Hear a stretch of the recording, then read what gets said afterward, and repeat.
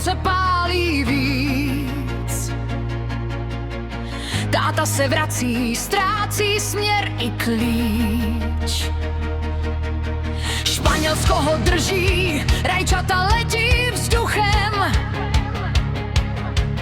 Rodina čeká doma s tichým vzruchem. Máma balí sny do kufrů a dní. Děti chtějí moře, smích a dobrodružství. Praha je malá, když touha roste v nich, tak vyráží spolu vstříc lelým dům a vlnám tichým. Chobotnice z druhého patra, tajemství, co v noci září. Malý zázrak v našich dlaních, co se ztrácí, co se tváří. Z druhého patra, z jiného světa, volají nás do neznáma. I když se svět kolem rozpadá, drží nás pohromadě s náma. U moře ticho, pak zvláštní pach. Nafta ve vlnách a v očích strach. Mrtvá ryba pláve jak stín. Něco je špatné, něco je jiný.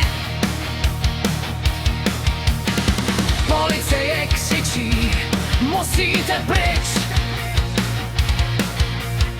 Pokuta pálí, jak slunce i bič.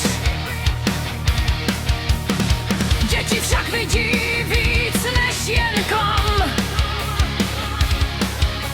V karavanu čeká podivný chrám. Zelená, modrá, živá a zvláštní, mluví beze slov, pohyby vášnivý. Dvě malé chobotnice v dlaních mají a svět se najednou zdá jako ráj. Chobotnice z druhého patra, tajemství, co v noci září. Malý zázrak v našich dlaních, co se ztrácí, co se tváří. Z druhého patra, z jiného světa, volají nás do neznáma. I když se svět kolem rozpadá, drží nás pohromadě s náma. Auto v písku, hádky jak hrom. Slova řežou víc než jen strom. Máma řekne, už nemůžu dál. A ticho spadne, jak těžký král. Ale v tom zázraku, v těch malých tvorech je něco víc než strach a spory.